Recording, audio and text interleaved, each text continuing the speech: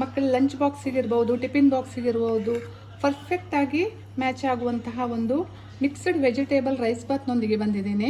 Hi friends, ನಮಸ್ಕಾರ. Welcome to ನಳಪಾಕ.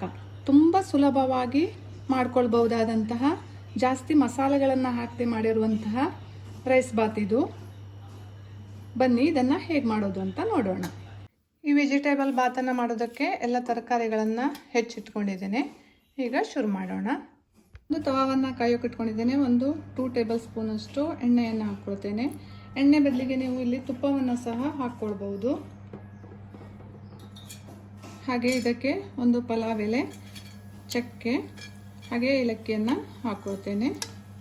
ಜೊತೆಗೆ ಸ್ವಲ್ಪ ಗೋಡಂಬಿಯನ್ನು ಸಹ ಹಾಕ್ಕೊಳ್ತೇನೆ. ಬೇಗನ ಫ್ರೈ ಮಾಡ್ಕೊಳ್ತೇನೆ. ಈಗ 2 ಹಸಿಮೆಣಸಿನಕಾಯಿ ಹಾಗೆ ಹೆಚ್ಚಿಟ್ಕೊಂಡಿರುವಂತಹ ಈರುಳ್ಳಿಯನ್ನು ಹಾಕಿ ಮತ್ತೆ ಫ್ರೈ ಮಾಡ್ಕೊಳ್ತೇನೆ.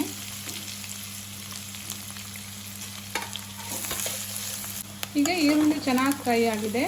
ಫ್ರೈ ಆದಮೇಲೆ ಹೆಚ್ಚಿಟ್ಕೊಂಡಿರುವಂತಹ ಎಲ್ಲ ತರಕಾರಿಗಳನ್ನು ಸೇರಿಸ್ಕೊಳ್ತಾ ಇದ್ದೇನೆ. ನಿಮಗೆ ಯಾವ್ಯಾವ ತರಕಾರಿ ಎಲ್ಲ ಇಷ್ಟ ಆಗುತ್ತೋ ಅದನ್ನೆಲ್ಲವನ್ನು ಸೇರಿಸ್ಕೊಳ್ಬಹುದು. ತುಂಬಾ ಸುಲಭವಾಗಿ ಕ್ವಿಕ್ಕಾಗಿ ಮಾಡ್ಕೊಳ್ಳುವಂತಹ ರೈಸ್ ಬಾತ್ ಆಗಿದೆ ಇದು. ಈಗ ಇದಕ್ಕೆ ಉಪ್ಪನ್ನು ಸೇರಿಸ್ಕೊಳ್ತೇನೆ. ಉಪ್ಪನ್ನು ಹಾಕೋದ್ರಿಂದ ತರಕಾರಿ ಬೇಗ ಬೇಯುತ್ತೆ. ಒಂದು 1/4 ಟೀ ಸ್ಪೂನಷ್ಟು ಅರಿಶಿನ. ಒಂದು ಲಿಡ್ಡನ್ನು ಕ್ಲೋಸ್ ಮಾಡಿ ಇದನ್ನು ಬೇಯಿಸ್ಕೊಳ್ತೇನೆ. ತರಕಾರಿ ತುಂಬ ಮೆತ್ತಗಾಗಬೇಕಂತೇನಿಲ್ಲ, ಸ್ವಲ್ಪ ಕ್ರಂಚಿ ಆಗಿದ್ರು ಚೆನ್ನಾಗಿರುತ್ತೆ. ಇದಕ್ಕೆ ನಾನು ಯಾವುದೇ ಮಸಾಲೆಯನ್ನು ಹಾಕ್ತಾ ಇಲ್ಲ, ಸಿಂಪಲ್ಲಾಗಿ ಮಾಡ್ತಾ ಇರುವಂತಹ ರೈಸ್ ಬಾತ್ ಇದು. ಪರಿಮಳಕ್ಕೋಸ್ಕರ 1 ಟೀ ಸ್ಪೂನಷ್ಟು ಗರಂ ಮಸಾಲೆಯನ್ನು ಹಾಕ್ತಾ ಇದ್ದೇನೆ. ಇದನ್ನು ಬೇಡ ಅನ್ನೋರು ಸ್ಕಿಪ್ ಮಾಡ್ಬೋದು. ಒಮ್ಮೆ ಚೆನ್ನಾಗಿ ಮಿಕ್ಸ್ ಮಾಡ್ಕೊಳ್ಬೇಕು.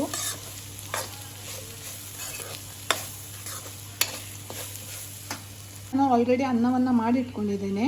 ಈ ಅನ್ನವನ್ನು ಈಗ ಇದಕ್ಕೆ ಮಿಕ್ಸ್ ಮಾಡ್ಕೊಳ್ತೇನೆ. ನೀವು ಅಕ್ಕಿಯನ್ನು ಇಲ್ಲಿ ತರಕಾರಿ ಒಟ್ಟಿಗೆ ಹಾಕಿ ಸಹ ಮಾಡ್ಕೊಳ್ಬಹುದು. ನಾನು ಮೊದಲೇ ಅನ್ನವನ್ನು ಮಾಡಿಟ್ಕೊಂಡಿದ್ದೇನೆ. ಇದನ್ನು ಬೇಕಾಗುವಷ್ಟು ಸೇರಿಸ್ಕೊಂಡು ಚೆನ್ನಾಗಿ ಮಿಕ್ಸ್ ಮಾಡಿಕೊಳ್ಬೇಕು. ಅದಕ್ಕೆ ಮತ್ತೆ ಸ್ವಲ್ಪ ಉಪ್ಪನ್ನು ಹಾಕ್ಕೊಳ್ತೇನೆ.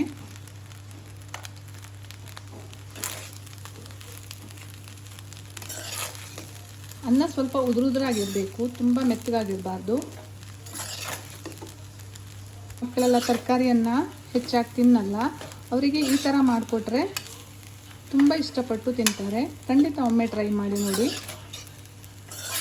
ಕ್ವಿಕ್ಕಾಗಿ ಮಾಡ್ಬೋದು, ಟೇಸ್ಟು ತುಂಬಾ ಚೆನ್ನಾಗಿರುತ್ತೆ. ಇಲ್ಲಿ ಒಂದು ಅರ್ಧ ಟೀ ಸ್ಪೂನ್ ಆಗುವಷ್ಟು ಲಿಂಬೆಹಣ್ಣಿನ ರಸವನ್ನು ಹಾಕ್ಕೊಳ್ತೇನೆ. ಮತ್ತೆ ಒಮ್ಮೆ ಚೆನ್ನಾಗಿ ಮಿಕ್ಸ್ ಮಾಡಿಕೊಂಡ್ರೆ mixed vegetable rice bath ready ಆಯಿತು. ಈಗ ಸ್ಟವನ್ನು ಆಫ್ ಮಾಡ್ತೇನೆ. ಇವತ್ತಿನ ನನ್ನ ಈ ವಿಡಿಯೋ ಇಷ್ಟ ಆದರೆ ಲೈಕ್ ಮಾಡಿ, ಶೇರ್ ಮಾಡಿ, ಕಮೆಂಟ್ ಮಾಡಿ ಹಾಗೂ ಸಬ್ಸ್ಕ್ರೈಬ್ ಮಾಡಿ. Thank you.